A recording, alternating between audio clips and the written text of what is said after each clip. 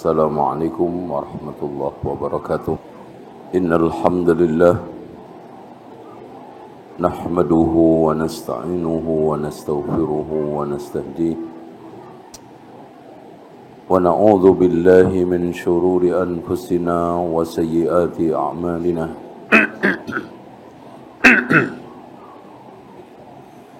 Man yahdihillahu fala mudilla lahu wa man yudlil fala hadiya lahu. Asyhadu an la ilaha illallah wahdahu la syarika lah wa anna Muhammadan abduhu wa rasuluh.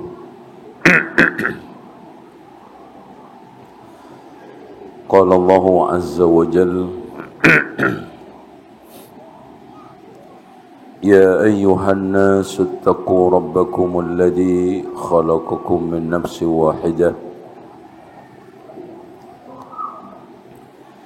وخلق منها زوجها وبث منهما رجالا كثيرا ونساء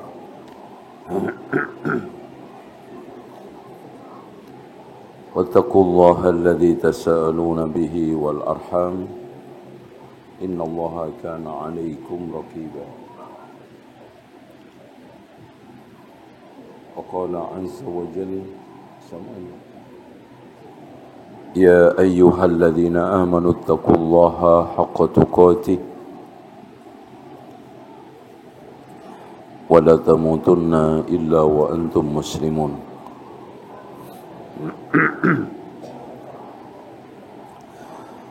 وقال تبارك وتعالى يا أيها الذين آمنوا اتقوا الله وقولوا قولا سديدا يصلح لكم أعمالكم ويغفر لكم ذنوبكم ومن يطع الله ورسوله فقد فاز فوزا عظيما. فإن خير الحديث كتاب الله وخير الهدي هدي محمد صلى الله عليه وسلم. Ikhwas sekalian, setiap manusia yang hidup di muka bumi ini pasti akan mengalami kematian. Dan rata-rata mati itu diawali dengan penyakit. Meski tidak ada kematian yang memilih penyakit tertentu. Artinya penyakit apa saja bisa menyebabkan orang itu mati.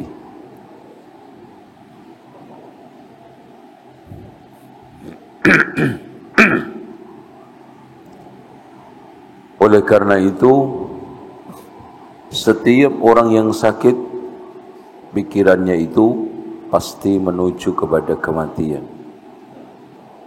Setiap orang yang sakit,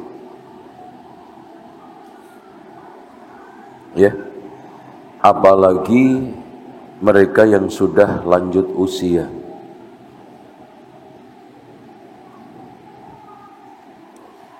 Bagi seorang mukmin, kematian itu adalah nikmat. Bahkan Rasulullah mengatakan, tuhfatul mu'min al-maut. Prasmanan yang paling nikmat buat seorang mukmin adalah kematian. Prasmanan.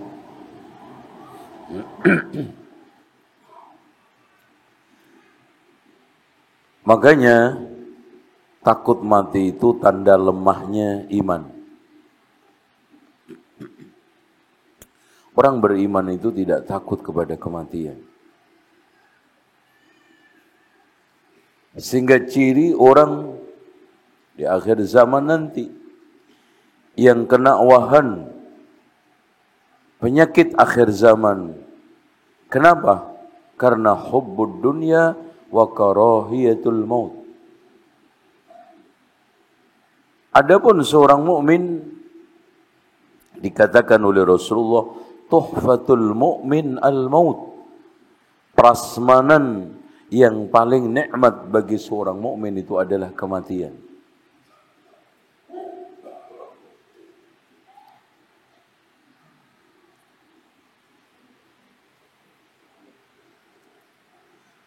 Jadi seperti itu pemahaman kita.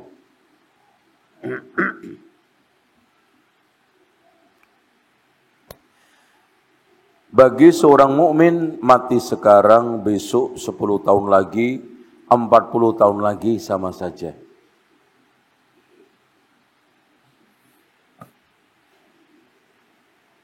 Apalagi seorang mukmin ketika hidup di zaman fitnah. Makanya sampai ada hadis Rasulullah, nanti di akhir zaman saking dahsyatnya fitnah, seorang mendatangi kuburan seseorang, aduhai andaikan aku dulu mati zaman orang ini.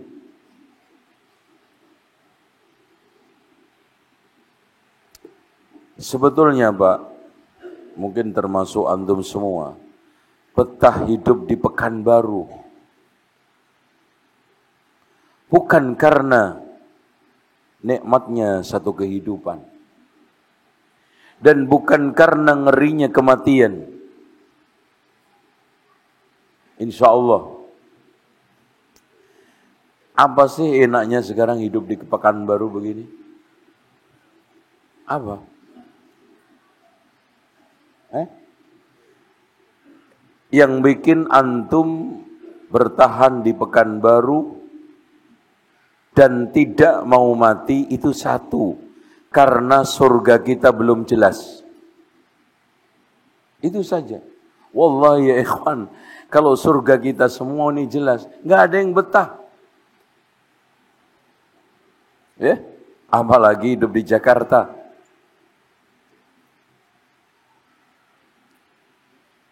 Ya. Nah,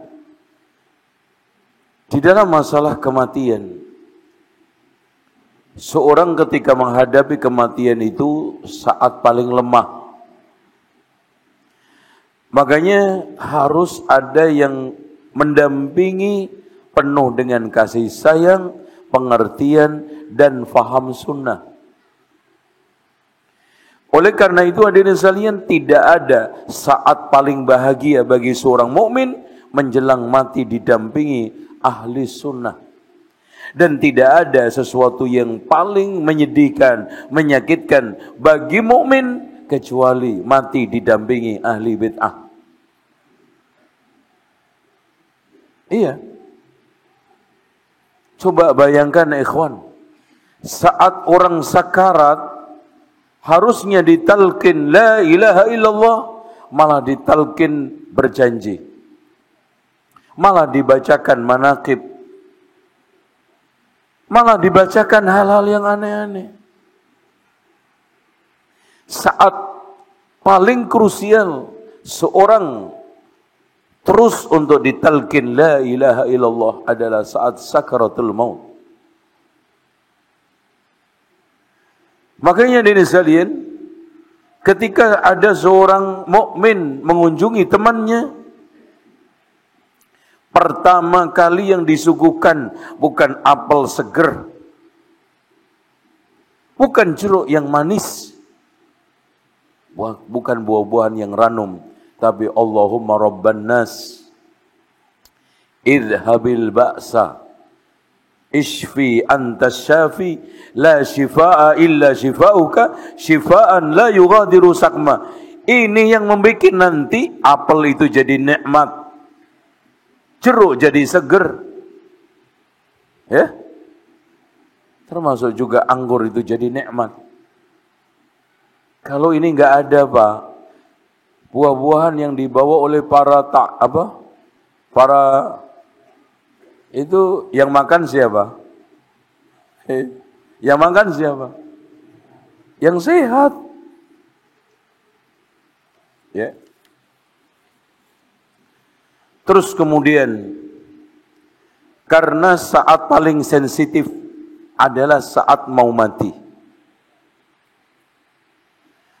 Makanya, hendaknya orang yang sekarang mendampinginya, orang yang kasih sayang, lembut, dan mengetahui tentang sunnah.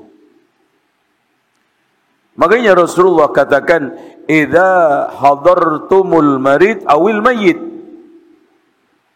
Jika di antara kalian hadir ke tempat orang yang sakit atau orang yang mati, fala taqulu illa khaira. Jangan mengatakan kecuali yang baik-baik. Kenapa?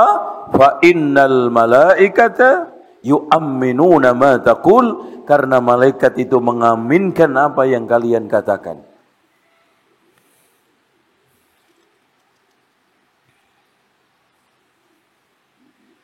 Dan ya ikhwan, kenapa saat sakaratul maut itu paling krusial? Karena saat itu orang sudah mulai memasuki alam akhirat dan mengalami pedih-perihnya sakarat itu puncaknya. Bagaimana tidak? Sabetan pedang itu bagaimana jeritannya? Padahal itu pedang baru menyentuh ruh. Bagaimana kalau sekarang ruh itu dikupas? Bagaimana sekarang ini yang terkena adalah inti ruh itu? Sementara mereka sudah tidak memiliki kekuatan untuk menjerit. Mereka sudah tidak ada kekuatan untuk mengadu. Yang ada adalah dengkuran yang ada di kerongkongannya. Dan betul kata Rasulullah sallallahu alaihi wasallam, "Innar ruha idza qubida tabi'ahu al-basar." Sesungguhnya roh ketika dicabut diikuti pandangan. Dan pada saat itu apa yang mereka lihat? Kata Allah, "Falaula idza balagatil hulqum wa antum hina idzin tanzurun." Kata para ulama, wa antum hina idzin, ketika itu melihat malaikat sedang mencabut nyawa kita.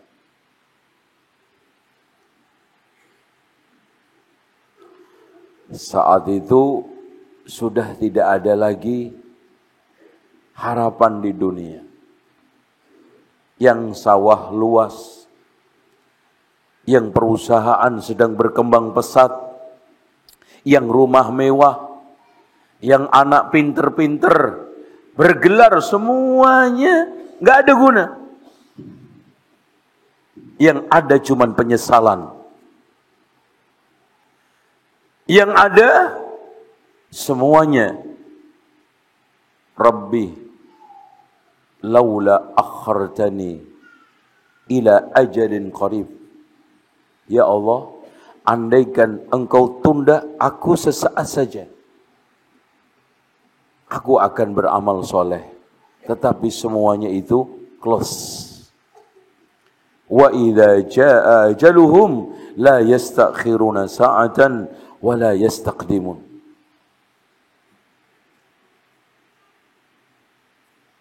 Dan kematian, Pak, tidak ada satupun yang tahu jadwalnya. Bisa saja antum lebih dulu mati daripada saya. Dan bisa saja saya lebih akhir daripada antum. Ya kan? Bisa nggak? Ya. Ya, panjang pendek umur kita nggak tahu. Yang paling penting kita ketemu enggak? Wa aqbala ba'duhum 'ala ba'di yatasaalun. Wa aqbala ba'duhum 'ala ba'di yatasaalun. qalu inna kunna qablu fi ahlina qalu inna kunna fi ahlina qablu fi ahlina musyfiqin. Nanti kita bertanya-tanya sejamaah masjid apa ini namanya? Apa? Ini dulu yang si Anu mana ya? Ada enggak? Ketika kita ketemu di surga, wa aqbala ba'duhum ala ba'din yatasaalun. Nanyakan si fulan. Nyangkut enggak? Nanti yang grup kajian, pakai grup-grupan ini ya. Ya tanya. Yang dulu biasa ketemu di Raudhatul Jannah, nanya, mana si fulan-fulan? Yang biasa ketemu di Abu Darda, mana si fulan dan fulan? Yang biasa ketemu di Abi Dawud ya. Bin Dawud apa? Imam Abu Dawud, nanya.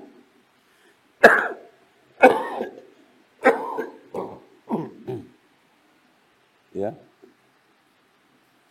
Ini saya enggak los suaranya. Udah, saya kira cukup itu aja ini.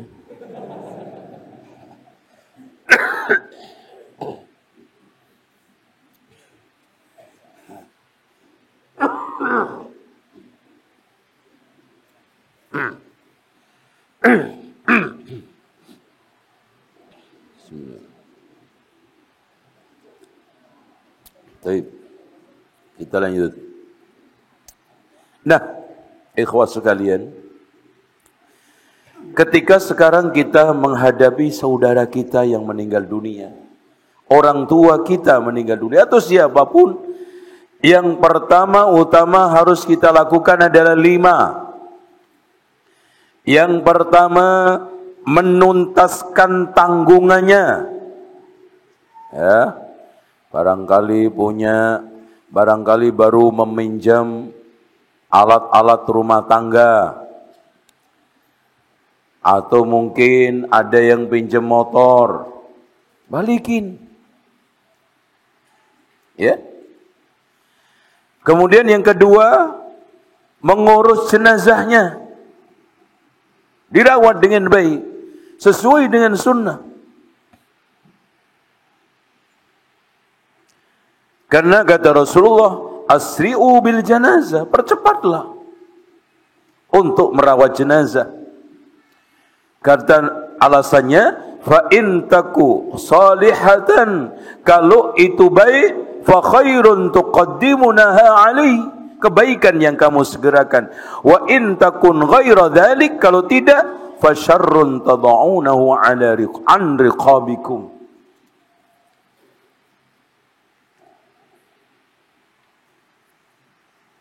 Ya, kita mandikan, kita sholati, kita mandikan, kita kafani, kita sholati, kita kubur sesuai dengan sunnah.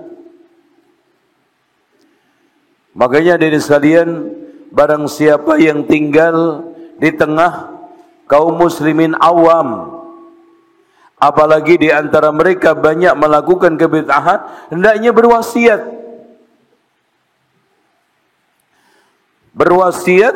agar penyelenggaraan jenazah sesuai dengan sunnah, tidak melakukan berbagai macam kebid'ahan.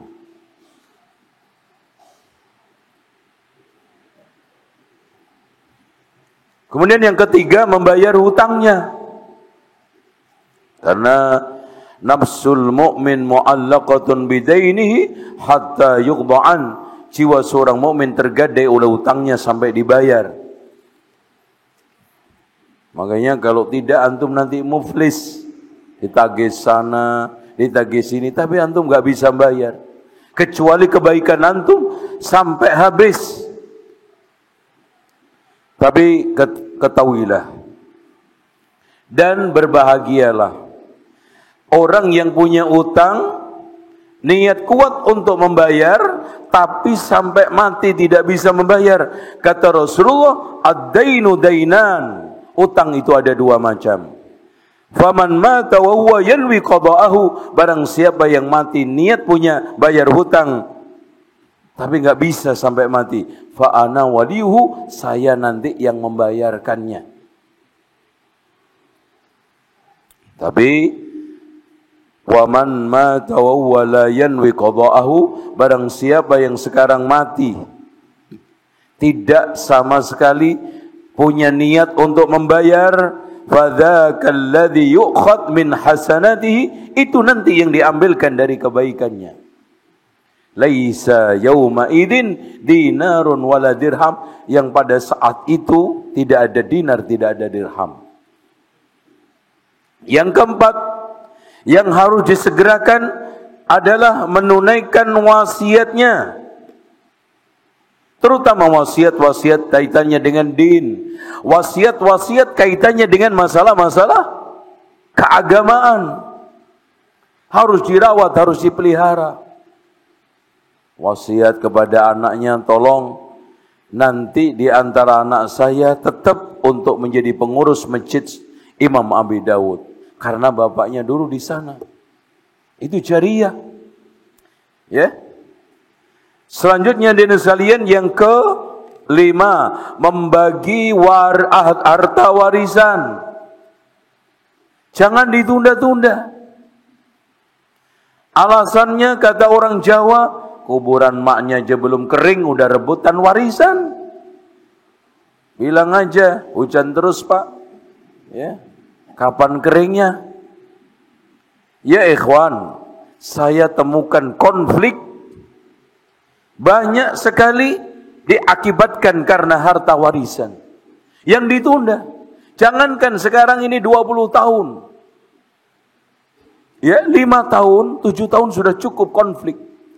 Contoh pernah ada orang konflik besar ketika bagi-bagi warisan itu, Pak. Tanah itu harganya cuma 5.000 perak. Enggak laku. 2.000 meter. Ternyata ketika saat mau dibagi, itu harganya sudah 20 juta. Coba. Beda nggak? Beda. Apalagi cenderung yang menempati sekarang ini sudah ketiban anak. Lebih parah lagi ketiban cucu. Nggak ngerti sejarah. Sudah disertifikatkan lagi. Makanya hadirin sekalian, membagi warisan termasuk tilka hududullah, itu adalah aturan Allah. Wa may yuti'illaha wa rasulahu, barang siapa yang mentaati Allah dan Rasulnya, yudkhilhu jannatin tajri min tahtihal anhar khalidina fiha. Dan siapa yang tidak mau bagi sesuai dengan Islam, sesuai dengan aturan Islam, wa may ya'sillaha wa rasulah, dikatakan oleh Allah maksiat, wa yata'adda hududahu. Cukup. Sekarang amalan-amalan yang menguntungkan mayit. Ya. Bab yang kedua, bukunya halaman 27. Yang pertama, doa dan istighfar muslim, wabil khusus doa anak. Ya. Karena Rasulullah mengatakan da'watul muslim li akhihi bi dhahril ghaibi mustajabatun. Jadi doa seorang muslim di kejauhan, maksudnya gaib, dunia akhirat, lebih pas. Masya Allah. Karena dia sekarang sudah tidak berdaya untuk beristighfar, tidak berdaya lagi untuk berdoa. Malah sebaliknya, dia butuh untuk dimintakan ampun kepada Allah, didoakan. Tidak seperti orang awam berbondong-bondong datang ke kuburan malah minta didoakan. Ini aneh. Ada yang minta jodoh, ada yang minta naik pangkat, ada yang sekarang ini minta dagangan laris. Emang antum tahu penghuni kubur dulu itu berdagang? Emang antum tahu sekarang ini dia itu punya penglaris? Hatta seandainya doanya mustajab, sekarang ini sudah tidak bisa berdoa lagi. Pak, kalau ada mayit masih bisa mendoakan yang hidup, ngapain dia takut-takut mati? Gampang nanti, sholat di kuburan, doa di kuburan, tobat di kuburan, selesai, apalagi nganggur. Nggak ada lembur. Nggak mungkin. Tapi itulah orang awam. Sampai ada syair yang dibaca di pinggir kuburan para habaib untuk mendapatkan berkahnya sehingga mendapatkan uang. Ya Rabbana, Ya Kudus, sahilana bil fulus, warna merah halus-halus, paling dikit 5 kardus. Itu zikir minta fulus. Ya Rabbana, Ya Kudus, sahilana bil fulus, warna merah halus-halus, berarti 100.000. Paling dikit 5 kardus. Masya Allah. Habib dimintai duit 5 kardus, wali dimintai duit 5 kardus. Kalau bisa dibawain duit 5 kardus, disodakokan, diinfakkan. Ngapain kasih ente nggak sholat, kata Habib, kan gitu. Aneh. Tapi itulah orang awam. Dan anehnya Pak, para pecinta kuburan itu rata-rata orang awam dan dalam keadaan susah. Ya. Susah. Yang seneng siapa? Juru kuncinya. Itu duitnya paling banyak. Coba satu pengunjung pernah, ketika saya ngadakan penelitian Wali Songo, Pak, ya, saya berhenti di makam salah satu wali, saya nggak usah sebutkan namanya. Itu saya tongkrongin juru kunci dalam 1 jam, itu hampir 3 juta. 20, 10, 20, 50, wah, 1 jam. Itu coba kalau 1 hari, kalau 1 bulan. Makanya perkaranya bukan soal sakral atau tidak sakral. Takut kehilangan. Nah itu.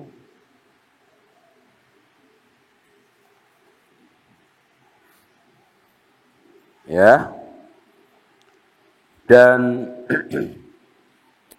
yang nomor utama pertama adalah doa anak. Waladin solihin yad'ulah. Kenapa Pak? Karena rata-rata orang lain itu ingat tetangganya mati, ingat si fulan mati, paling 2 hari 3 hari. Tapi kalau anak, insya Allah berbulan-bulan, bertahun-tahun masih terus ingat mendoakan orang tuanya. Kalau nggak percaya, sekarang saya tanya semasjid ini, ada nggak sampai hari ini mendoakan tetangganya yang mati 5 tahun lalu? Angkat tangan. Anak kasih buku. Nggak ada.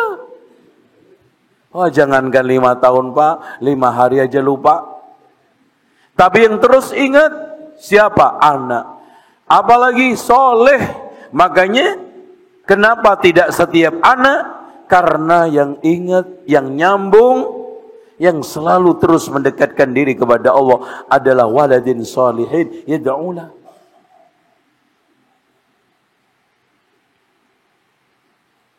Kedua, yang harus amalan-amalan yang bermanfaat untuk mayit. Yang kedua, tadi melunasi hutangnya.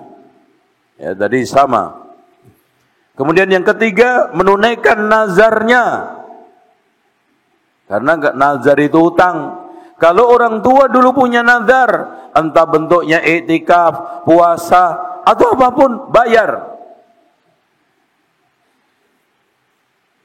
Kemudian yang keempat, amal kebaikan anak soleh. Intinya, seluruh amal kebaikan anak, bukan hanya sedekah saja, bukan hanya doa. Seluruh amal anak soleh itu otomatis nyampe ke orang tua. Jadi nggak usah sekarang ini, Pak, saya ingin mengumrohkan orang tua, gimana niatnya? haji gimana niatnya, otomatis nyampe. Kenapa? Anta wa maluka li abika wa inna auladikum min kasbikum. Anak-anakmu itu hasil usahamu. Termasuk usaha sholat kita nyampe otomatis, gak perlu niat. Usaha baca Quran kita otomatis, gak perlu niat. Usaha amal soleh anak otomatis. Seperti itu ya. Selanjutnya nomor 5. Amal jariyah semasa hidup. Di antaranya kata Rasulullah SAW, inna mimma yalhaqul mu'mina min amalihi wa hasanati ba'da mauti.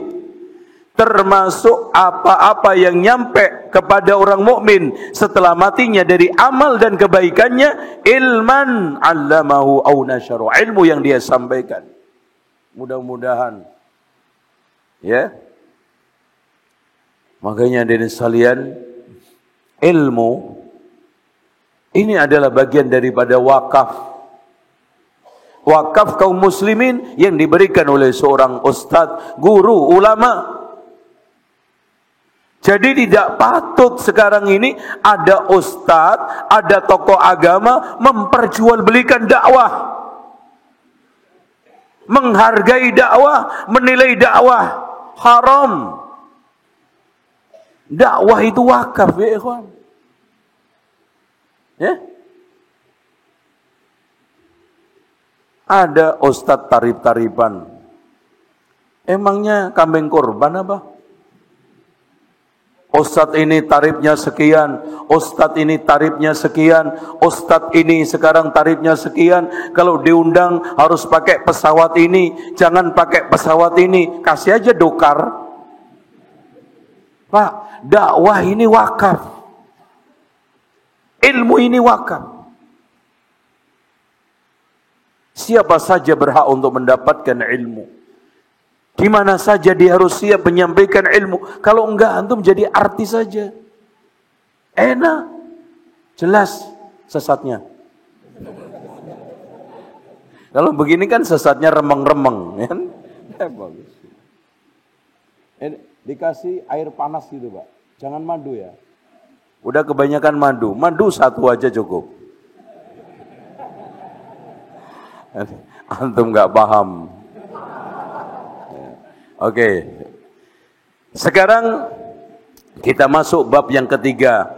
Amalan yang merugikan mayit.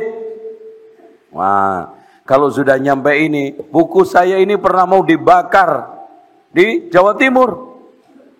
Mau dibakar. Karena yang amalan yang merugikan. Satu, meratapi kematian. Ya. Kalau ada orang mati ditangisi boleh. Tapi kalau sampai mencukur gundul, nangis-nangis sampai gulung-gulung, atau merobek-robek pakaian, teriak sampai histeria, haram. Termasuk ngumpul-ngumpul. Nah, yang kedua, perhatikan. Yang merugikan mayit adalah upacara duka.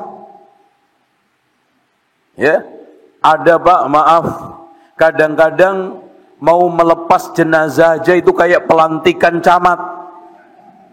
Iya, ada prosesi, sambutan dari RT, RW, lurah, kemudian dari wakil dari sahibul hajah, kemudian ahli waris, kemudian nanti ada prosesi lagi, budaya. Subhanallah.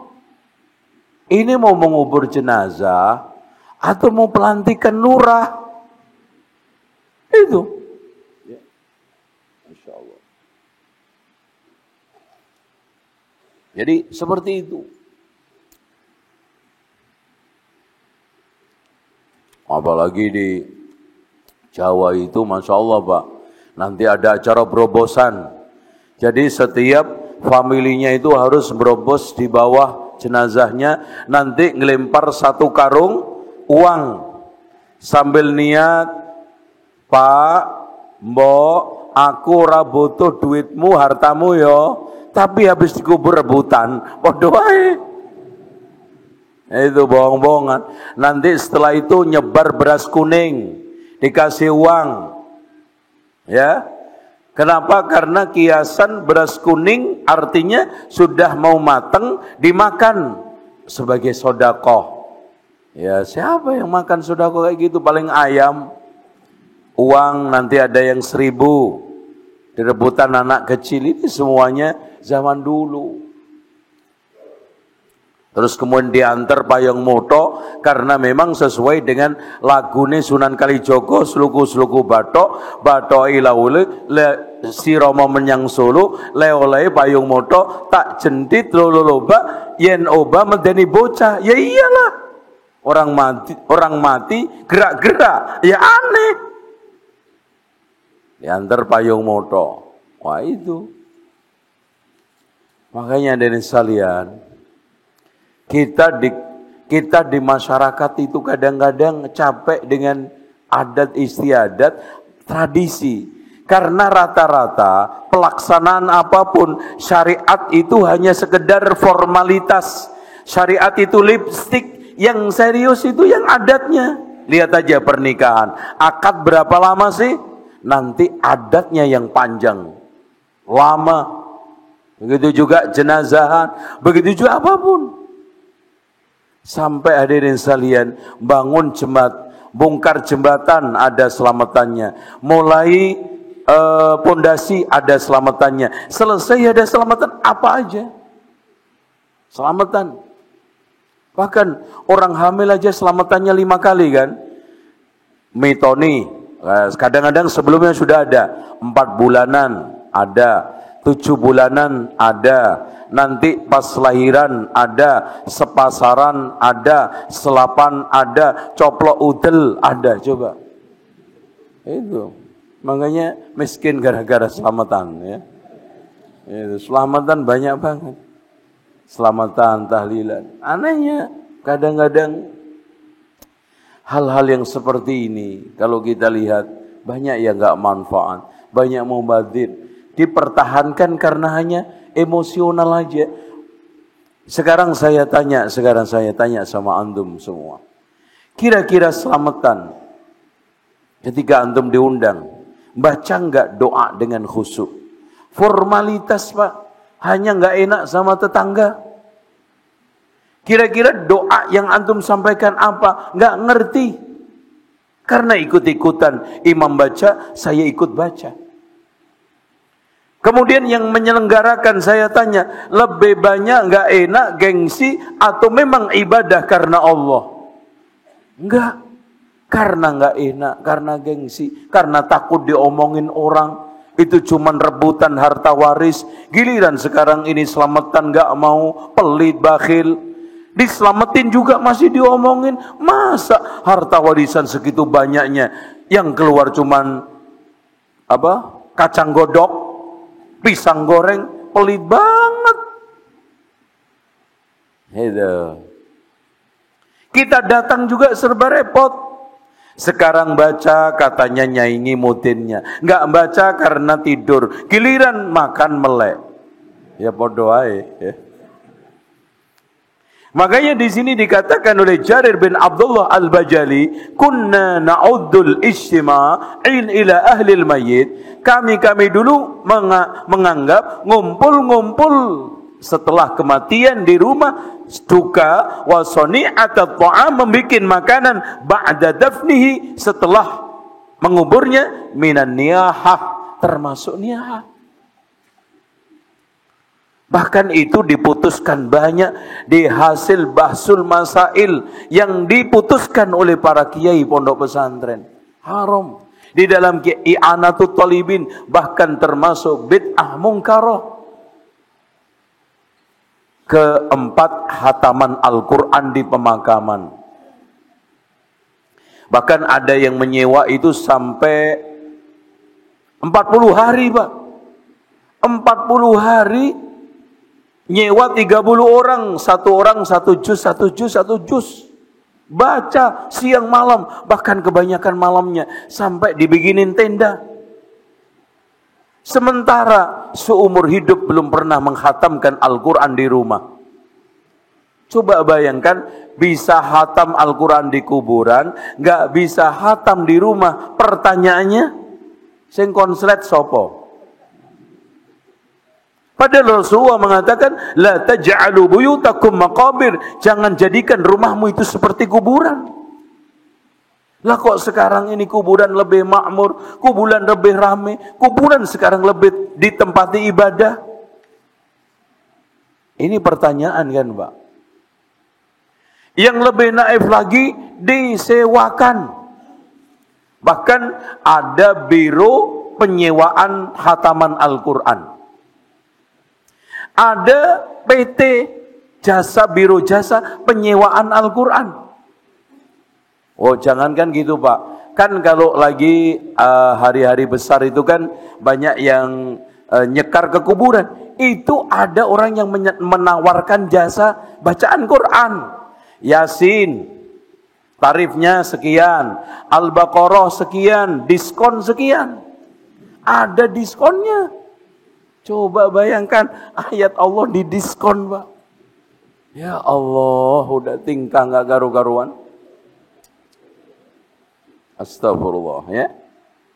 Mengupah pembacaan Al-Quran diupah. Kenapa? Anaknya nggak ada yang bisa baca Al-Quran, duitnya banyak. Udah, sedesa disewa gantian. Jadi upacara kematian itu dari hari pertama, kedua, ketiga, ketujuh, ke-40 itu ganti-ganti. Karena sudah disiapkan bus untuk jemputnya. Sudah disiapkan amplop sewaannya, sudah disiapkan ember bersama isinya.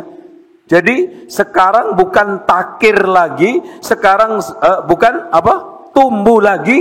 Sekarang itu apa? Apa? Ember. Akhirnya dari sekalian, ini bukankah menjual belikan Al-Quran? Keenam, menghadiahkan suratul Fatihah ila hadratin Nabil Mustafa Muhammadin sallallahu alaihi wasallam Al-Fatihah wa ila hadrati Abdul Qadir Jailani Al-Baqarah. Waduh, yakin bubar itu kalau Al-Baqarah. Waduh, Pak, kok Al-Baqarah, Pak?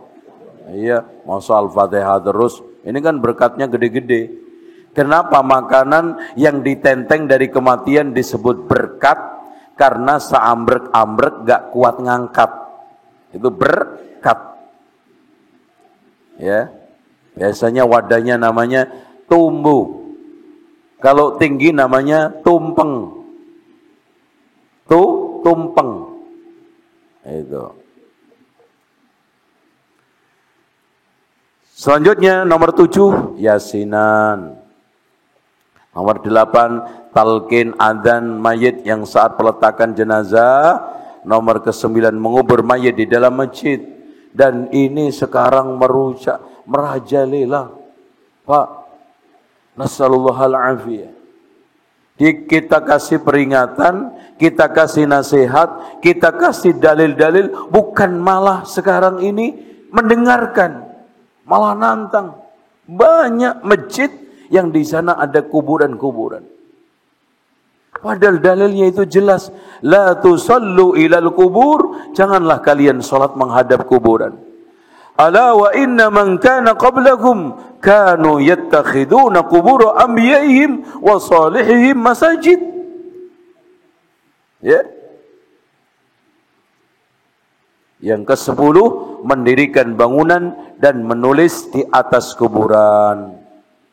Ini juga bahkan dikatakan oleh Rasulullah, ulaika idza kana fihimur rajulu salih banau ala qabrihi masjidan summa sawwaru tilka suwar ulaika syirarul khalqi. Itu adalah seburuk-buruk manusia indallahi, di sisi Allah yaumal qiyamah.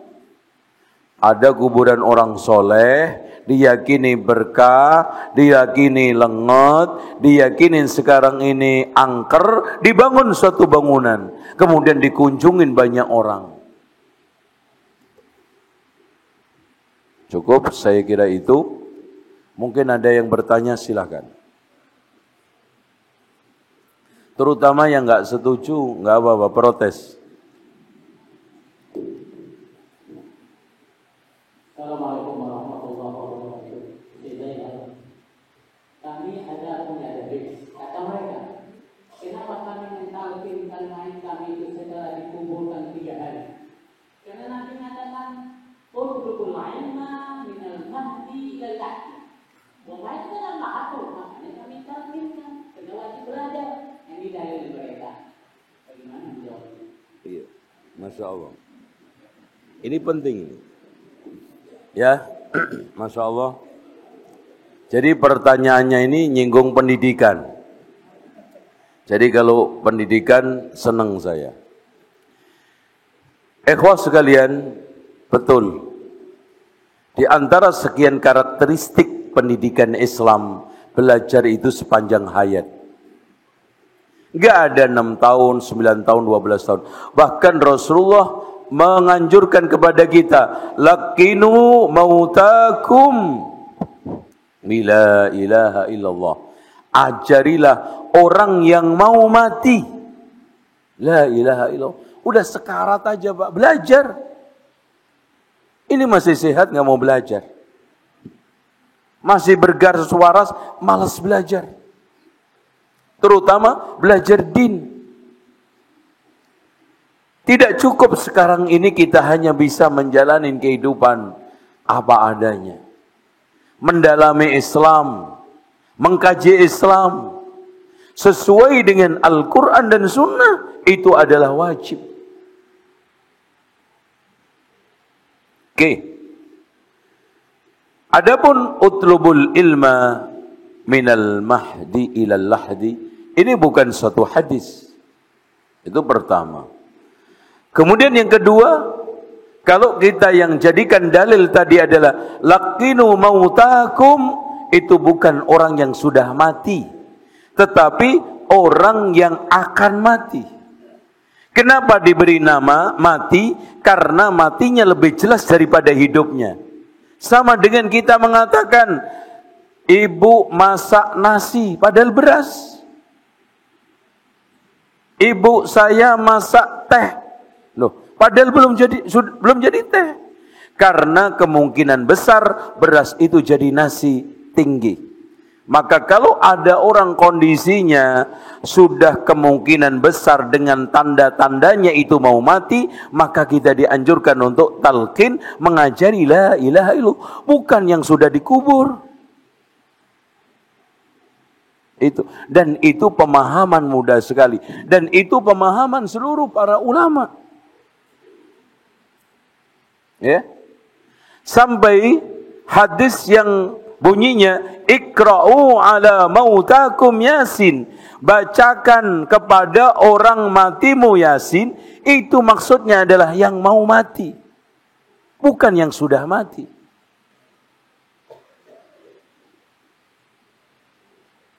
Yo. Dan ini memang tidak mudah dipahami oleh orang awam. Contoh sekarang, kalau di Jawa itu nggodok wedang. Wedang kok digodok? Padahal baru air. Karena air ini akan potensi menjadi wedang. Masak nasi. Jahit pakaian. Loh, pakaian kok dijahit? Mas, mau kemana? Ini mau jahitin pakaian. Padahal masih kain. Karena kain ini potensi besar menjadi pakaian itu lebih tinggi. Makanya disebut dengan bahasa kirotoboso.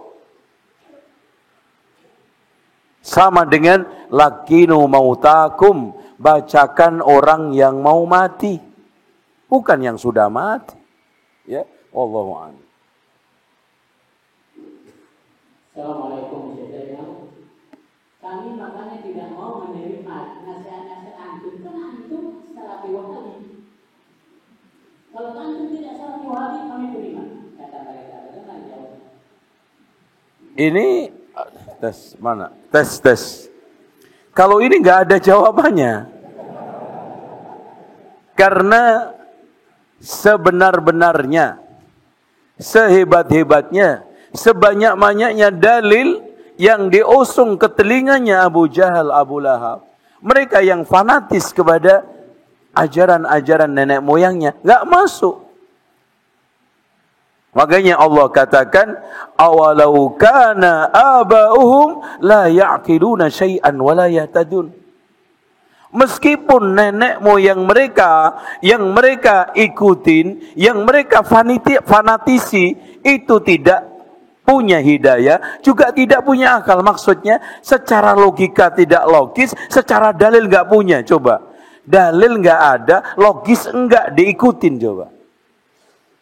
Sementara dalil yang disampaikan oleh Rasulullah, subhanallah, itulah.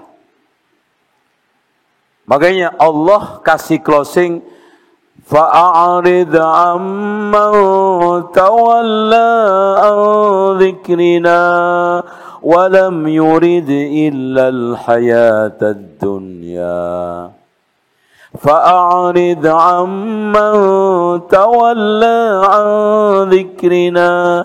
Berpalinglah dari orang yang sekarang ini berpaling dari zikir dalil-dalilku karena menginginkan dunia saja.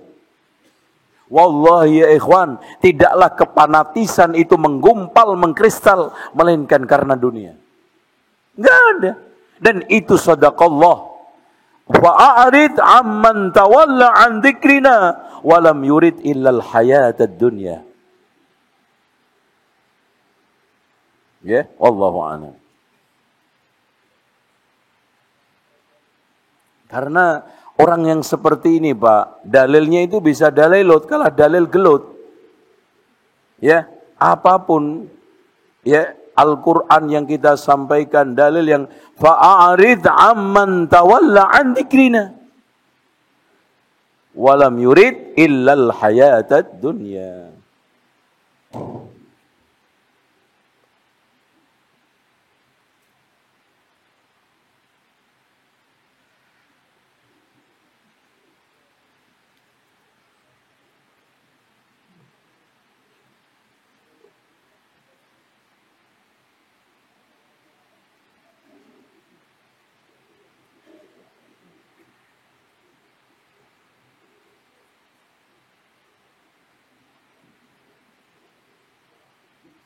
Oh ya, ini suaranya makin habis ini, tes. Ini ada pertanyaan, halaman 63. Inna allaha yarfa'u bihadzal kitab aqwaman wa yadha'u bi akharin. Dengan Al-Quran, sebagian orang terangkat derajatnya menjadi para ulama, orang-orang soleh, ahli ibadah, para qari dan hafidh, yang mengenal cara membaca Al-Quran secara baik dan benar. Namun dengan Al-Quran pula, terkadang Allah merendahkan derajat sebagian mereka, karena kitab ini dibaca oleh 3 jenis manusia, yaitu mereka yang membaca hanya ingin pamer, mereka yang membacanya untuk mencari makan. Inilah rahmat. Ketika anak berbuat baik, kebaikan nyampe orang tua.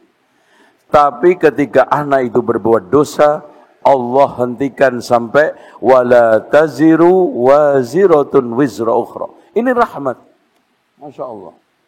Kecuali karena teledor. Keandaikan sekarang ada orang tua yang disiksa karena anaknya, karena maksiat anaknya, karena keteledoran, bukan karena semata-mata maksiatnya, karena wala taziru waziratun wizra ukhra. Ya. Makanya walladzina amanu wattaba'athum dzurriyyatuhum biimanin alhaqna bihim dzurriyyatahum wa ma alatnahum min amalihim min syai'. Setelah itu kullu mri'in bima kasaba rahin. Masing-masing orang terhadap dosa mempertanggungjawabkan. Urusan iman kebaikan dapat. Tapi kalau sudah urusan tanggung jawab, kullu mri'in bima kasaba rahin. Nikmat, ini rahmat, Pak. Andaikan orang tua juga dibebani dosa-dosa anak cucunya, semuanya hancur. Hancur. Apalagi kita nggak tahu nasib anak cucu kita yang keempat, yang kita tidak lihat. Jangankan turunan kita, turunan Nabi ada aja nggak sekarang ini yang sekarang ini menyimpang? Banyak. Apakah Rasulullah mendapatkan kirimannya? Tidak. Itu termasuk rahmat Allah.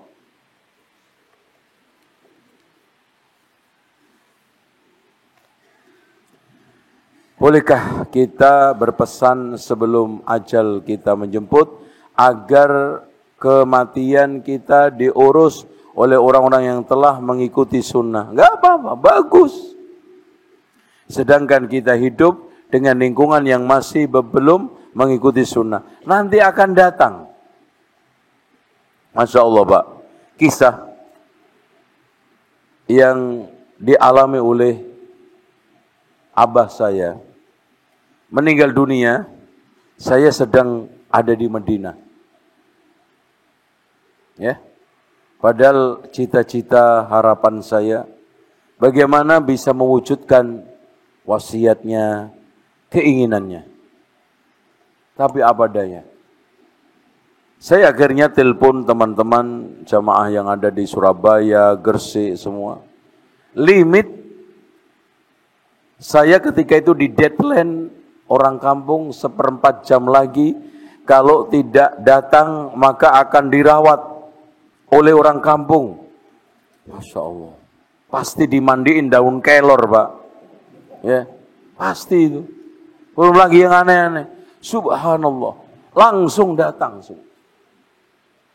Allah selamatkan 1/4 jam. Udah siap semua. Timnya. Seketika ada kemauan, ketika ada keyakinan, Allah yang menuntun hambanya untuk kebaikan antum. Bukan manusia itu yang mengiringnya. Yakinlah itu.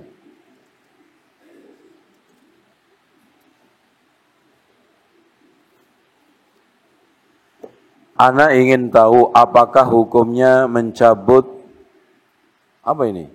Selang infus, inkubator dan sebagainya pasien yang sudah lama dirawat. Gini Pak,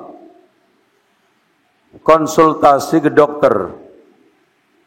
Kalau batang otak mayit itu sudah putus, mengering, maka sudah mati. Ya. Dan Indonesia punya aturan kematian itu baru kemarin. Itu pun salah satu dokter yang dimintai masukan pada zaman pemerintahan SBY kalau nggak salah, itu minta masukan ke saya. Kapan orang itu dinyatakan mati? Ketika batang otaknya itu sudah putus. Meskipun kelihatan bergerak, ibaratnya pohon, meskipun daunnya itu hijau, kalau sudah diangkat akarnya dari tanah, suatu saat pasti akan mati. Mungkin nampak di inkubator itu jalan ini, tapi mati ini. Karena batang otaknya, karena akarnya sudah terangkat. Maka setelah itu para dokter mendapatkan imun hukum. Sudah tidak gampang diklaim oleh ahli waris karena mencabut impus atau inkubator. Karena definisi mati itu sudah jelas ketika terhenti atau putus batang otaknya. Oke.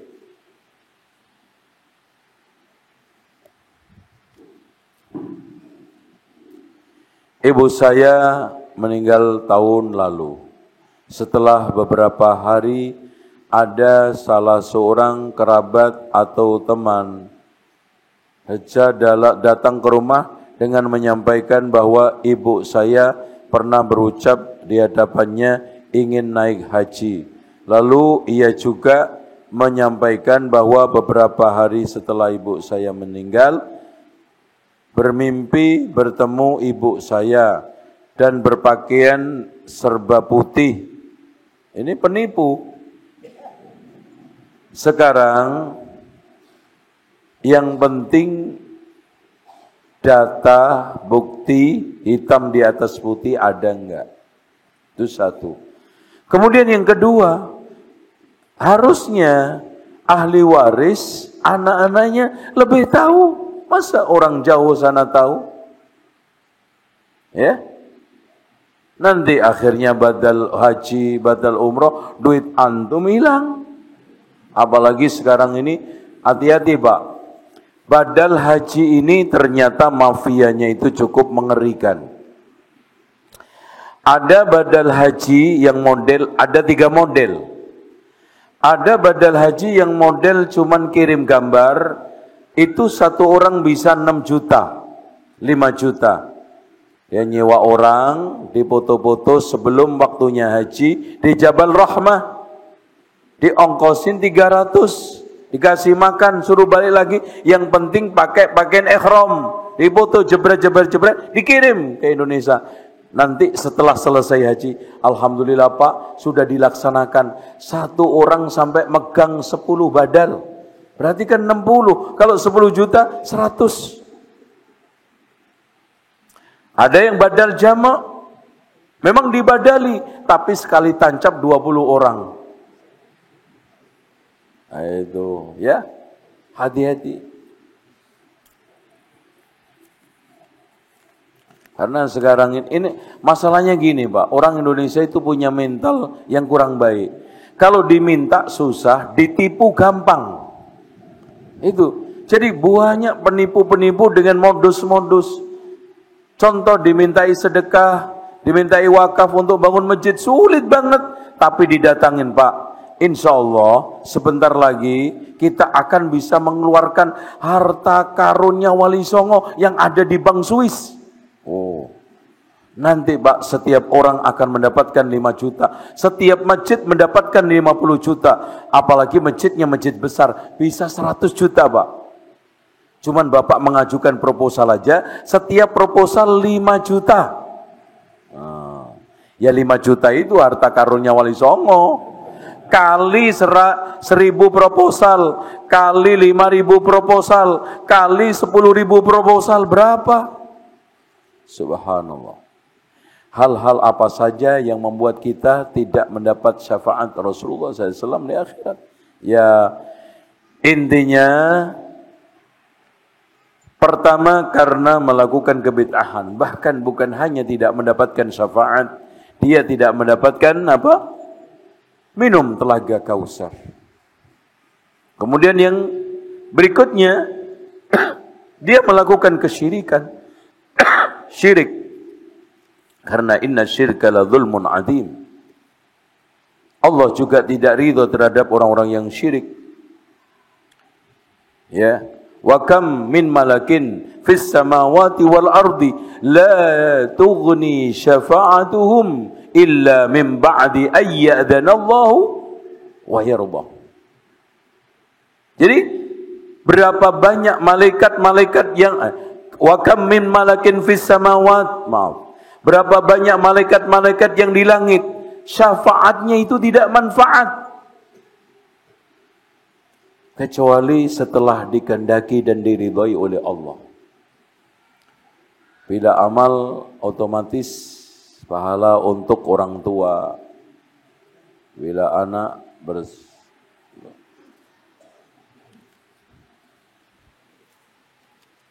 Bagaimana hukumannya memandikan jenazah seorang berstatus gender yang sudah operasi laki-laki?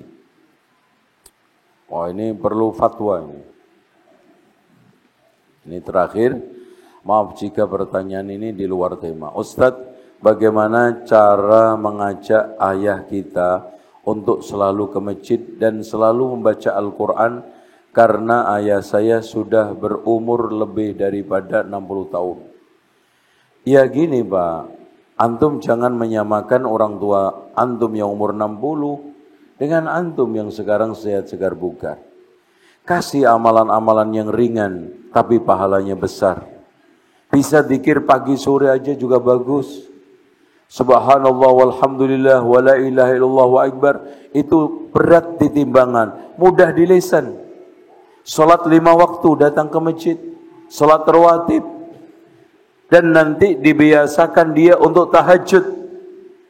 Amalan-amalan yang ringan tapi berpahala besar itulah tekankan kepada orang tua antum yang lanjut usia. Demikian. Subhanakallah, hamdika, asyhadu an la ilaha illa anta, astaghfiruka wa atubu ilaik. Wassalamualaikum warahmatullahi wabarakatuh.